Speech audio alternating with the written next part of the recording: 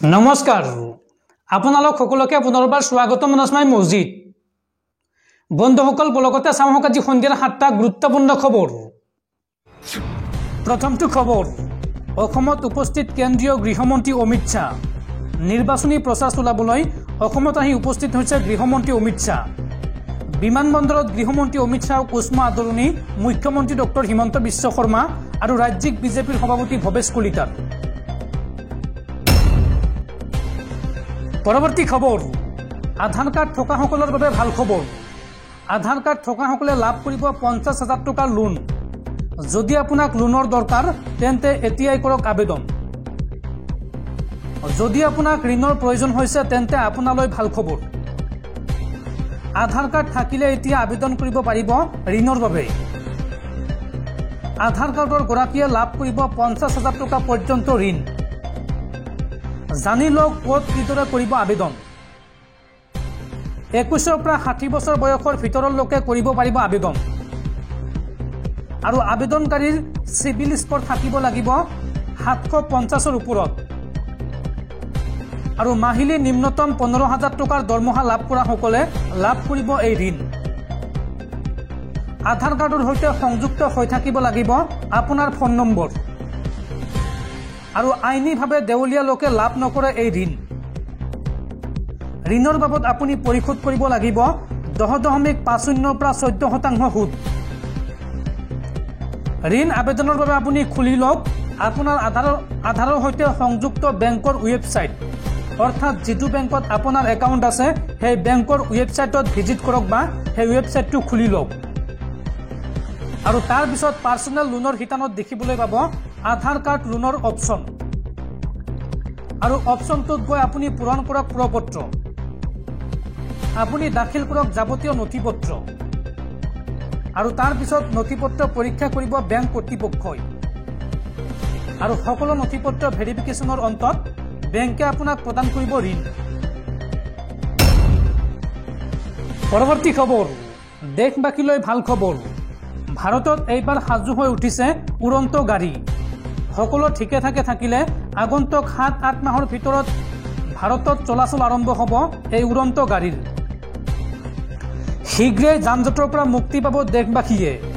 দেশৰ বিভিন্ন অঞ্চলৰ ৰাজপথত দেখিবলৈ পোৱা যান-বাহনৰ দীঘলীয়া শাৰী অদৃশ্য হৈ পৰিব কোনো সমস্যা নোহোৱাকৈয়ে নিৰ্ধাৰিত সময়ত গন্তব্যস্থানত উপনীত হ'ব পাৰিব নাগৰিকসকলে ৰাজপথৰ যান-জঁটৰ সমস্যাৰ পৰা দেশবাসীক মুক্তি দিবলৈ সকলো প্ৰস্তুতি প্ৰায় সম্পন্ন কৰি তুলিছে এটা দেশীয় প্ৰতিষ্ঠানে ই-প্লেন কোম্পানী নামৰ প্ৰতিষ্ঠানটোৱে মাদ্ৰাজ IITৰ এজন অধ্যাপকৰ প্ৰচেষ্টাত প্ৰস্তুত কৰিছে উৰন্ত গাড়ী ইতিমধ্যে সকলো চৰকাৰী আনুষ্ঠানিকতা সম্পন্ন হৈছে আৰু অহা 7-8 মাহৰ ভিতৰতে কেতবোৰ নিৰ্ধাৰিত অঞ্চলত দেখিবলৈ পোৱা যাব ভাৰতত এই নিৰ্মিত উৰন্ত গাড়ী বন্ধুসকল তাৰপিছত 4 নম্বৰ খবৰটো জনোৱাৰ আগতে আপোনালৈ এটা সৰু ৰিকুৱেষ্ট যদি তালোকে এইটো ভিডিঅ'ত লাইক কৰা নাই তেন্তে প্লিজ এটা লাইক কৰি দিয়ক আৰু এনেকুৱা ধৰণৰ নতুন নতুন ভিডিঅ' পাবলৈ চেনেলটো সাবস্ক্ৰাইব কৰি কাষত থকা বেল আইকনটো প্ৰেছ কৰি ৰাখক পৰৱৰ্তী খবৰ দেশত পুনৰ সংঘটিত হৈছে এক ভয়ংকৰ পথ দুৰ্ঘটনা আৰু এই ভয়ংকৰ পথ দুৰ্ঘটনাত থিতাতে মৃত্যু হৈছে 8 জন লোকৰ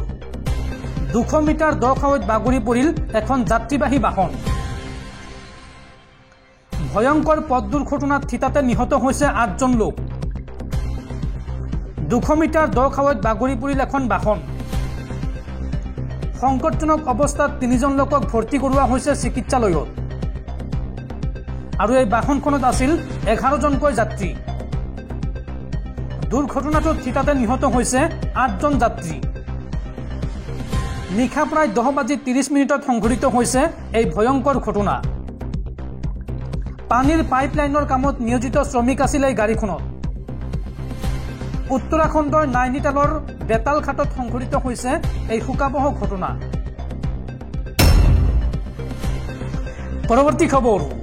নিৰ্বাচনৰ পূৰ্বে অসম প্ৰদেশ কংগ্ৰেছত অব্যাহত আছে খহনীয়া এইবাৰ কংগ্ৰেছ দল ত্যাগ কৰি বিজেপিত যোগদান কৰিলে অসম প্ৰদেশ কংগ্ৰেছ কমিটিৰ সাধাৰণ সম্পাদক পদ্মলোচন দলে আৰু লখিমপুৰ জিলা কংগ্ৰেছৰ উপসভাপতি মহিম হাজৰিকাই পৰৱৰ্তী খবৰ হায়াৰ সেকেন্ডাৰী চূড়ান্ত বৰ্ষৰ শিক্ষাৰ্থীসকলৰ বাবে জৰুৰি খবৰ ফলাফল ঘোষণাৰ পূৰ্বে উচ্চতৰ মাধ্যমিকৰ চূড়ান্ত বৰ্ষৰ পৰীক্ষাৰ্থীয়ে কৰিব লাগিব এটা বিশেষ কাম এই সন্দৰ্ভত জৰুৰী নিৰ্দেশনা ৰাজ্যৰ শিক্ষা বিভাগৰ উচ্চতৰ মাধ্যমিকৰ পৰীক্ষাৰ্থীলৈ ডাঙৰ খবৰ উচ্চ শিক্ষা বিভাগৰ তৰফৰ পৰা এই সন্দৰ্ভত জাৰি কৰা হৈছে ডাঙৰ ঘোষণা পৰীক্ষাৰ্থীসকললৈ চৰকাৰৰ হায়াৰ এডুকেশ্যন ডিপাৰ্টমেণ্টৰ পৰা আহিব এটা বিশেষ মেছেজ আৰু এই মেছেজত দিয়া থাকিব এটা বিশেষ ৱেবছাইট এই ৱেবছাইটৰ জৰিয়তে উচ্চ শিক্ষা গ্ৰহণৰ বাবে নিজৰ নাম পঞ্জীয়ন কৰিব লাগিব শিক্ষাৰ্থীসকলে হায়াৰ সেকেন্ডাৰী ফলাফল দিয়াৰ পূৰ্বেই ছাত্ৰ ছাত্ৰীসকলে নাম পঞ্জীয়ন কৰিব লাগিব পঞ্জীয়নৰ সময়ত প্ৰয়োজনীয় তথ্যসমূহ আপলোড কৰিব লাগিব যেনে আধাৰ কাৰ্ড জাতিৰ প্ৰমাণপত্ৰ বেংকৰ পাছবুক আৰু ইনকাম সাৰ্টিফিকেট স্মাৰ্ট পোৰ্টেলে শিক্ষাৰ্থীসকলৰ হায়াৰ সেকেন্ডাৰী ফাইনাল ইয়াৰৰ প্ৰমাণপত্ৰ ডিজি লকাৰৰ পৰা সংগ্ৰহ কৰি ল'ব আৰু নামভৰ্তিৰ সময়ত সময় আৰু টকাৰ যাতে খৰচ নহয় তাৰ বাবে চৰকাৰে গ্ৰহণ কৰিছে এই ব্যৱস্থা পৰৱৰ্তী খবৰ নিৰ্বাচনৰ পূৰ্বে এইবাৰ চীনক ৰঙা চকু প্ৰধানমন্ত্ৰী মোদীয়ে অৰুণাচলক লৈ মন্তব্য কৰি কয় যে অৰুণাচল প্ৰদেশ ভাৰতৰ এক অবিচ্ছেদ্য অংগ আৰু সদায় ভাৰতৰ অংগ হৈ থাকিব এই মন্তব্য প্ৰধানমন্ত্ৰী মোদীৰ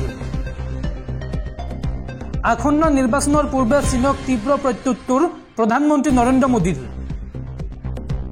অৰুণাচল প্ৰদেশ সম্পৰ্কত চীনক সকিয়নি প্ৰদান প্ৰধানমন্ত্ৰীগৰাকীৰ অৰুণাচল প্ৰদেশ ভাৰতৰ এক অবিচ্ছেদ্য অংগ আৰু সদায় ভাৰতৰ হৈ থাকিব এই মন্তব্য প্ৰধানমন্ত্ৰী নৰেন্দ্ৰ মোদীৰ আৰু লগতে মণিপুৰ প্ৰসংগত মন্তব্য কৰি কয় যে মণিপুৰ চৰকাৰৰ প্ৰচেষ্টাত ৰাজ্যখনৰ পৰিস্থিতি যথেষ্ট উন্নত হৈছে অৰুণাচল ভাৰতৰ অবিচ্ছেদ্য অংগ সেই কথা কেতিয়াও সলনি নহয়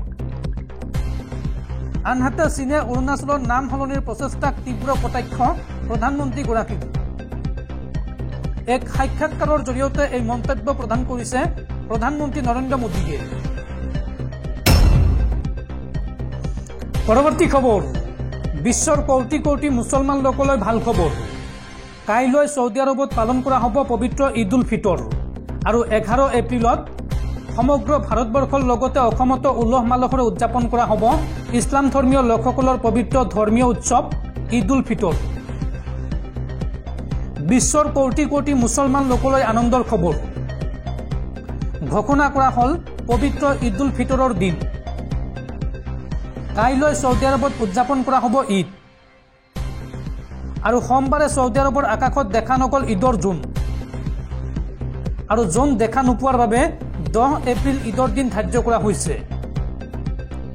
আজি অসমত কেন্দ্ৰীয় হিলাল কমিটিয়ে ঘোষণা কৰিব ঈদৰ দিন সৌদি আৰবৰ এদিন পিছতে ভাৰতত যেহেতু উদযাপন কৰা হয় ঈদ সেয়েহে সমগ্ৰ ভাৰতবৰ্ষৰ লগতে অসমত 11 এপ্ৰিলত উদযাপন কৰা হ'ব পবিত্ৰ ঈদ উল ফিতৰ এমাহজোৰা ৰমজানৰ ৰোজা ৰাখি ঈদৰ বাবে সাজু হৈছে মুছলমান লোকসকল আৰু এতিয়া ৰাজ্যৰ প্ৰান্তে প্ৰান্তে দেখিবলৈ পোৱা গৈছে ঈদ উদযাপনৰ প্ৰস্তুতি পৰৱৰ্তী খবৰ দেশৰ মুখ্য নিৰ্বাচনী আয়ুক্ত ৰাজীৱ কুমাৰলৈ আগবঢ়োৱা হৈছে জেড কেটেগৰী নিৰাপত্তা সমাগত নিৰ্বাচনৰ প্ৰতি লক্ষ্য ৰাখি দেশৰ মুখ্য নিৰ্বাচনী আয়ুক্তগৰাকীক জেড কেটেগৰী নিৰাপত্তা প্ৰদান কৰিছে কেন্দ্ৰীয় গৃহ মন্ত্ৰালয়ে পৰৱৰ্তী খবৰ লাখপতি বাইদেউ আঁচনিৰ ফৰ্ম জমা দিয়া সকললৈ ভাল খবৰ নিৰ্বাচনৰ পাছত আৰু আগষ্ট মাহৰ আগত পুতুংকে বেংক একাউণ্টত 10,000 টকা সোমাই যাব এই মন্তব্য মুখ্যমন্ত্ৰী ডক্টৰ হিমন্ত বিশ্ব শৰ্মাৰ